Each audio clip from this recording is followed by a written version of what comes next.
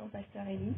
Bonjour. Bienvenue chez nous déjà. Je tenais à vous remercier parce que vous êtes venu chez nous, notre assemblée, la grâce divine. Vous nous avez fait partager 3 jours, un séminaire de 3 jours, pour lequel nous avons vraiment reçu, et je pense que pour l'ensemble, je parle pour l'ensemble de l'assemblée, on a vraiment été bénis par votre présence ici. En tout cas, merci beaucoup. Je suis ravi que j'ai été une bénédiction pour l'Église. Amen. Donc, par rapport à cette occasion, nous avons profité de votre venue pour vous proposer, pour s'entretenir un instant avec vous. Oui. Et pour cela, nous avons quelques questions à vous poser. D'accord, je vous en prie. Alors déjà, depuis combien de temps avez-vous accepté le Seigneur Jésus-Christ? Alors moi, je me suis converti en 1983. Donc ça fait bientôt 40 ans. Donc 39 ans que je suis donc que j'ai accepté Jésus dans ma vie. D'accord. Voilà.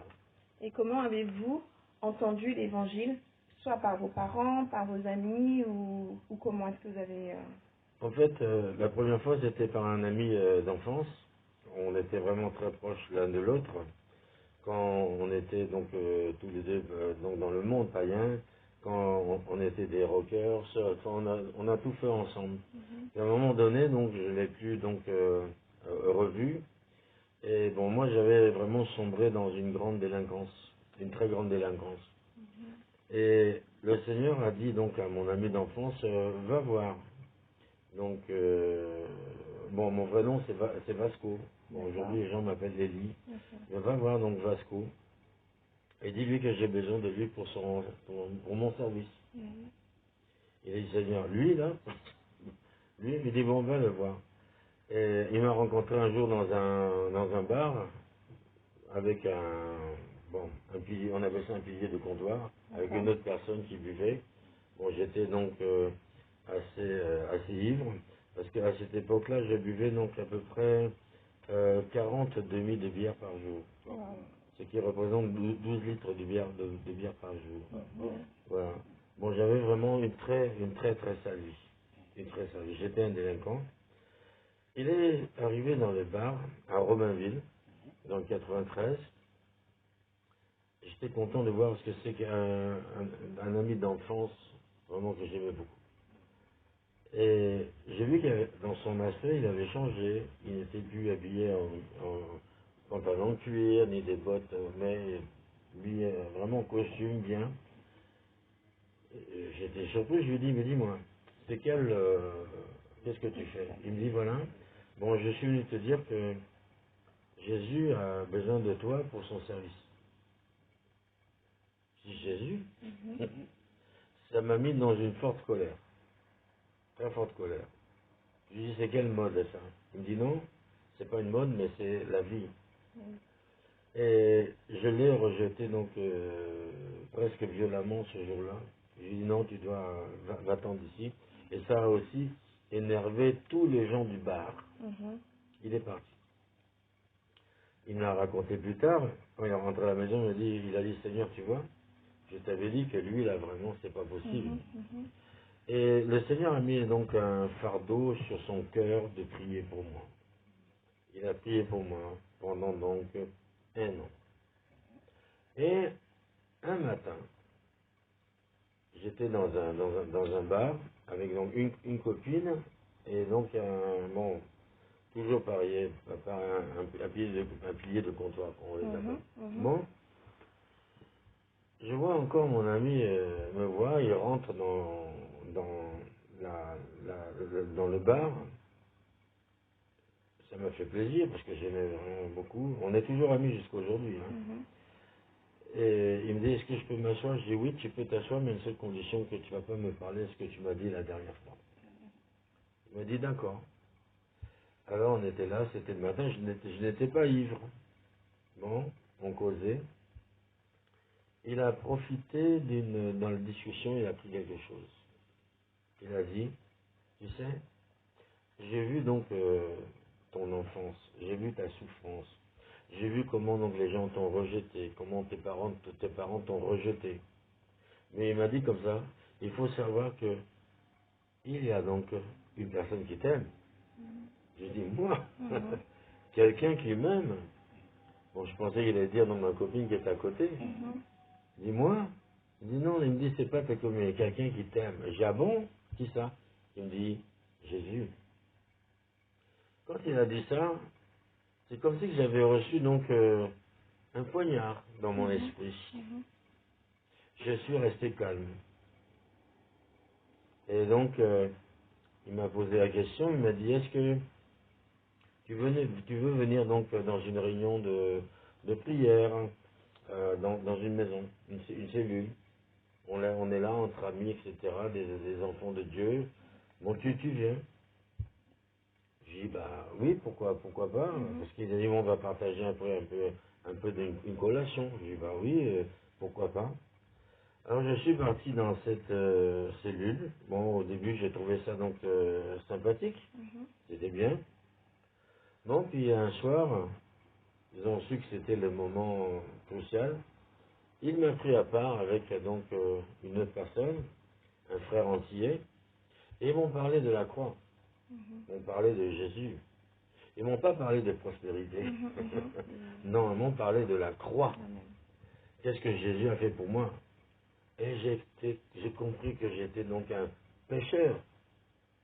Et donc j'ai accepté le Seigneur donc ce soir-là.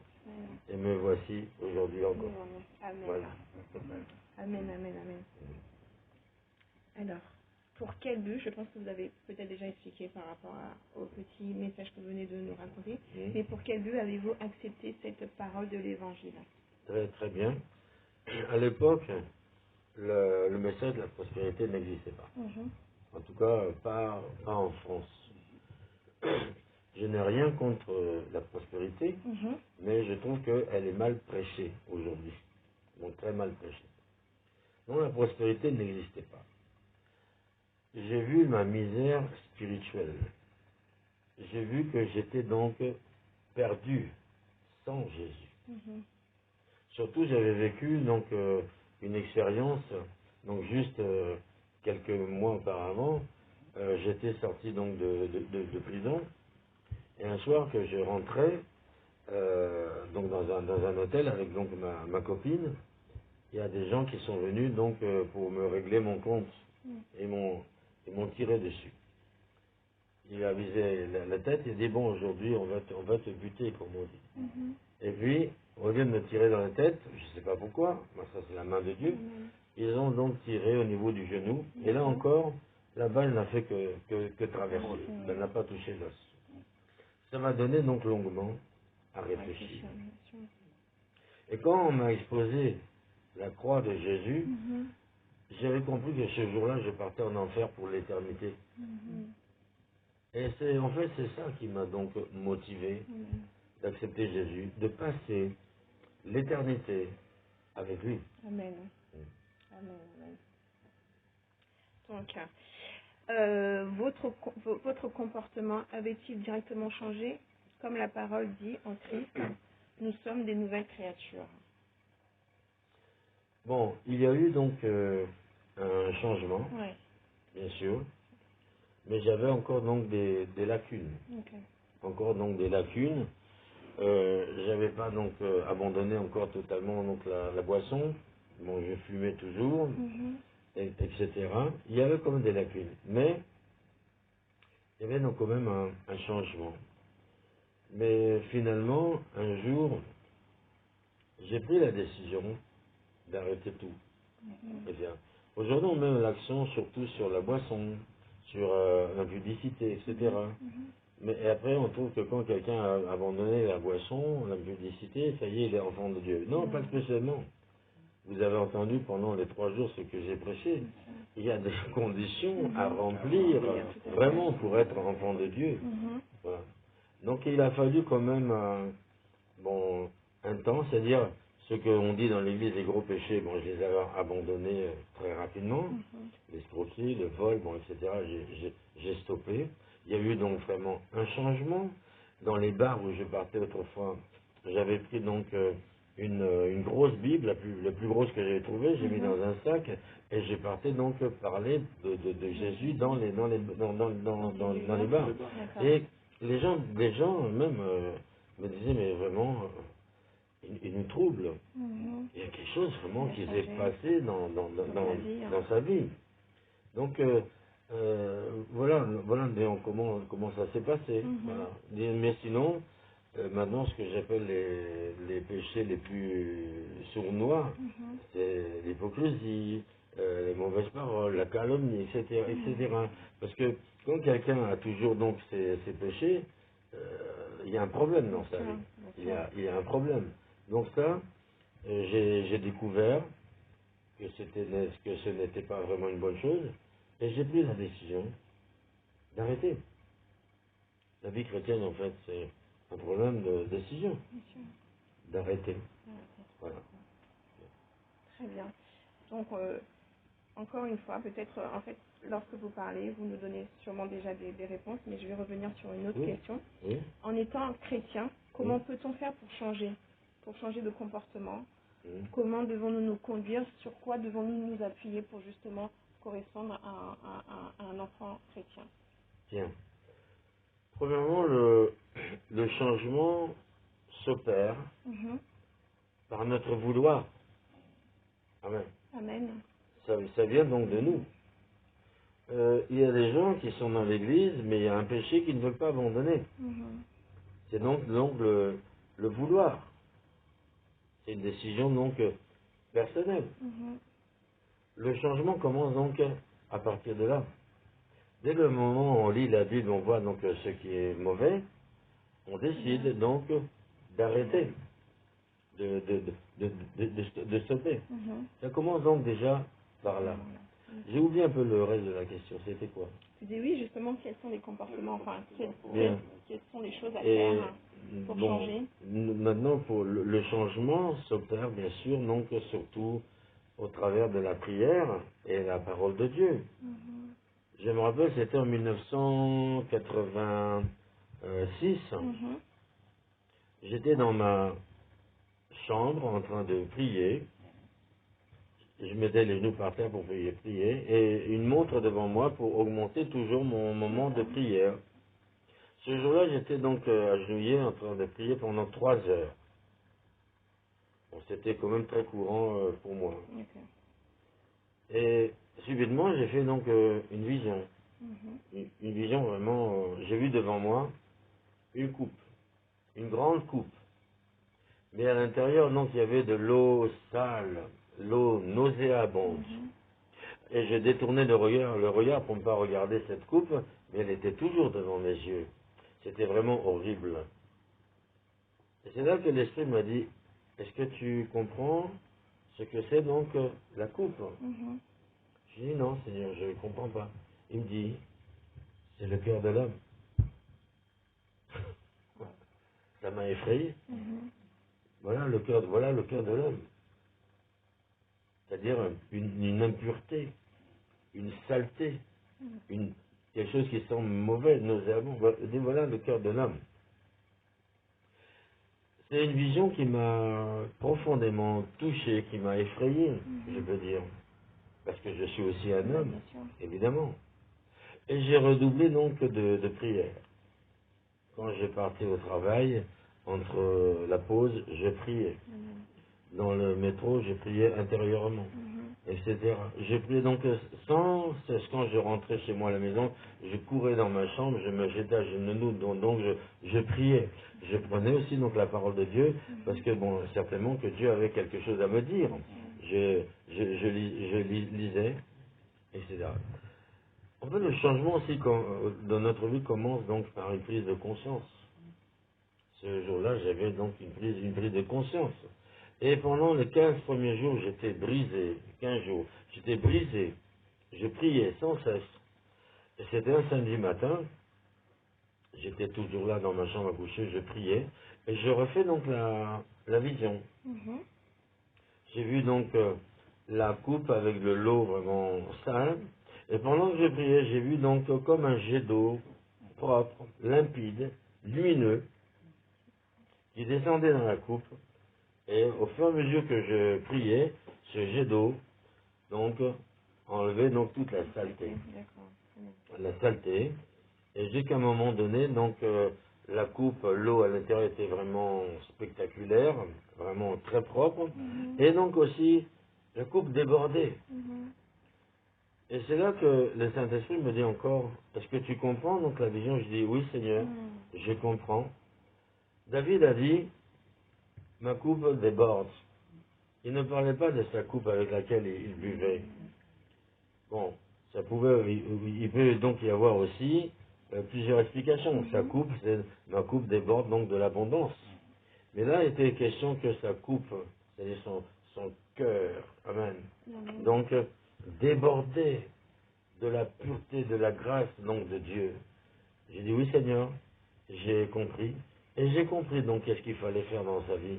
Ne jamais donc s'éloigner de Dieu, ne jamais s'éloigner de la prière, non plus donc de sa parole. Dieu ne nous a pas donné autre chose que cela. Amen. Amen. Voilà, c'est une très belle image en tout cas lorsque vous parlez de cette coupe et de cette eau qui descend pour nettoyer justement. Oui, d'accord. Merci. Du coup là on va repasser sur notre deuxième partie, qui est plus en ce qui concerne le ministère de Dieu. D'accord. D'accord. Donc depuis combien de temps êtes-vous ministre de Dieu ou pasteur? Bon, ça je peux dire que c'est difficile à dire. D'après moi, j'étais ministre de Dieu dès que je me suis converti. Amen. Parce que j'avais acheté un petit complet et je partais à Beaubourg, à Pompidou, Beaubourg, dans les métros, etc. Et je prêchais le peu que je connaissais pour que donc les âmes soient sauvées. Mais, comme on dit, l'ordination, etc., c'est faite donc en 90. Donc là où j'ai fréquenté une église qui était le centre de la parole de foi. À l'époque, le pasteur s'appelait Raja. Il est décédé, mais l'église existe toujours. Et donc là, à partir de 90, donc je suis parti donc à Kinshasa. Je pensais que j'allais faire donc 3 mois. Ça fait maintenant 32 ans. Voilà. Bon, à mon avis, j'ai commencé le ministère tout de suite. Tout de suite. Bon, maintenant, si on parle donc de l'ordination, donc c'est donc en 90. Voilà. Très bien. Et comment avez-vous compris que Dieu vous appelait à le servir? La soif de le servir. La détermination, le zèle, la conviction. Tout le monde doit servir Dieu. Mais tout le monde. Mais bon, maintenant, il y a des personnes qui ont un appel donc particulier. On n'a pas besoin de quelqu'un qui vous dise « Dieu m'a dit que tu es donc serviteur de Dieu ». Non, Dieu nous met la conviction. Et même si les gens donc ne le voient pas, les œuvres que nous allons faire donc vont parler. Et disent « Bah oui, bah, inévitablement, ce jeune homme a reçu donc quelque chose donc de la part de Dieu ». Donc c'est aussi le souci de l'œuvre de Dieu. Tout ça, ça accompagne donc un appel. Amen. Amen. Ça va? Amen. Amen. Donc, avez-vous accepté directement cet appel ou avez-vous plutôt hésité, comme Moïse avait répondu à Dieu, « Excuse-moi, je ne sais pas parler, envoie quelqu'un d'autre » parce que vous avez reçu justement cet appel. Non, en fait, moi j'ai commencé donc à parler, déjà dans la rue, ce qui n'était pas évident. Hein. Oui, justement. Quand vous dites que vous avez commencé à parler dans la rue, à cette époque-là, peut-être aujourd'hui c'est différent, mais à ce moment-là, dans les années 90, 89, 90, je pense. 83, 83. Est-ce que c'était plus facile ou... Non, pas du tout. Les gens sont toujours hostiles à l'évangile. À Bobo, par exemple, j'étais menacé souvent, très souvent. La police venait donc m'arrêter. Ils m'emmenaient au commissariat, mais comme il n'y avait pas une loi qui interdisait à l'époque. Ils m'ont dit, il faut arrêter, etc. Bon, moi j'ai dit, d'accord, j'arrête, mais je reprenais mon matériel, j'allais toujours donc prêcher. Les gens ont toujours été hostiles, ils étaient très insultants. D'autres voulaient en venir donc à la violence, aux mains. En fait, il y a une grande différence entre l'Afrique et l'Europe. En Afrique, vous mettez dans un coin, vous commencez à prêcher, mais il y a quand même une forme de politesse pour donc les choses spirituelles. Même si tout le monde n'est pas converti, mais il y a une forme de politesse. Ici, non. Ici, c'est autre chose. C'était pas facile. Ah non, c'était pas évident. Je commençais à faire aussi des réunions dans des salles. Bon, c'était vraiment pas du tout évident, bien sûr. Merci. L'avant-dernière question. Alors aujourd'hui, tout le monde devient pasteur. Comment reconnaître un vrai pasteur? Jésus a dit que vous les reconnaîtrez aux fruits qu'ils portent. Amen. Amen. Il suffit donc d'observer la personne, et vous allez voir les fruits qui sont abondants dans sa vie. C'est là que vous regardez si ça vient de Jésus ou si ça vient donc de quelqu'un d'autre. Alors, la Bible nous demande que lorsque quelqu'un a des mauvais fruits, de s'écarter de lui, de s'écarter. Comme une église qui a des très mauvais... Vous savez, il y a des églises qui sont remplies des boucs, hein, où il n'y a même pas une brebis à l'intérieur. Il y en a, bien sûr. Voilà ma simple réponse. Très bien. Et la toute dernière question. Quel est le secret de la longévité d'un ministre? Bon, il y a le ministre aussi, donc la longévité du ministère. Bon, la longévité du ministre, si un ministre veut mourir rapidement, il n'a qu'à voler la gloire de Dieu pour commencer. Voilà. Et aussi, si un ministre donc veut mourir aussi très rapidement, il n'a qu'à donc prêcher des faussetés. Ça, c'est donc la mort prématurée garantie. C'est pour cela qu'aujourd'hui, vous allez voir, bon, il y a des gens qui se lèvent, qui s'appellent donc les prophètes. Les prophètes. Mais je ne sais pas si vous le savez, il y en a beaucoup qui meurent. Ils meurent. Ils meurent. C'est très dangereux de vouloir voler la gloire de Dieu. Depuis tous les temps, il y a eu donc des hommes de Dieu qui étaient donc charnels, même dans notre temps. Charnels, donc qui se livraient donc au plaisir du monde. Mais jamais ils ont osé voler la gloire de Dieu. Or, aujourd'hui, nous vivons dans une époque, c'est différent. Les gens donc veulent voler la gloire de Dieu. Ils font donc des choses vraiment. Moi, je me dis, mais ces gens-là, est-ce que même ils ont été convertis un jour? Je ne vais pas citer de nom. Il y a quelqu'un qui a fait donc une pseudo-résurrection. Vous avez entendu tout cela. Quand vous regardez la vidéo, on voit tout de suite que c'est de la supercherie. Mais maintenant, la personne qui a fait donc, qui s'est réveillée de la mort, eh ben, est-ce que vous savez qu'un mois plus tard, il est vraiment mort? Ah oui. Maintenant, bon, Dieu aussi a son temps. Parfois, il laisse. Ça devient de l'ivraie. C'est là qu'on ne comprend pas Dieu. Ça devient de l'ivraie.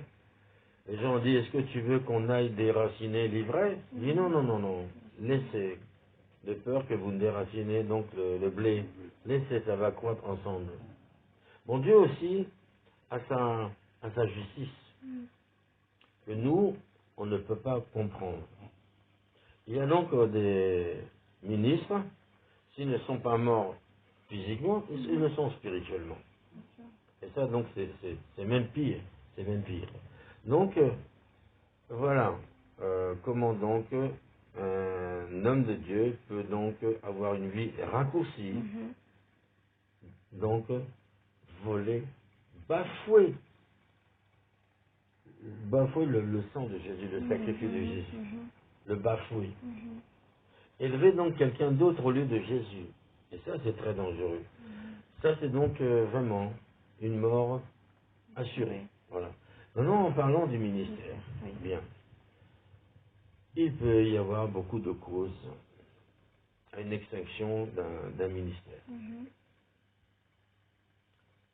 Quand je me suis donc converti, j'ai fréquenté l'église évangélique de Romainville. Il n'y avait à l'époque que des vieux. Et nous étions peut-être 5 ou 6 dans l'église. Et nous étions donc vraiment zélés pour l'évangile. Mais on nous a souvent freinés. Alors on a demandé la permission au pasteur de partir. On est parti.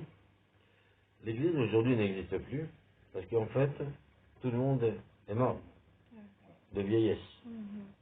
Et l'église, donc, si y a une église en ce moment-là, ce n'est pas donc l'église évangélique, c'est quelqu'un d'autre. Donc, si vous voulez avoir donc un ministère, une église qui tombe, le manque d'évangélisation. Quand je dis évangélisation, c'est prêcher la croix. Aller. Par exemple, dire, bah écoute, tu viens dans mon église, tu vas te marier, ça c'est pas l'évangélisation. Ou tu vas devenir riche, c'est pas l'évangélisation. Et là, ça emmène l'église donc à mourir.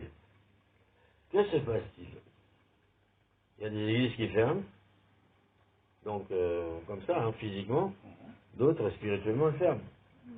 C'est-à-dire, bon bah, les responsables de l'église ou les responsables commencent donc à apporter donc une autre parole. Une autre parole.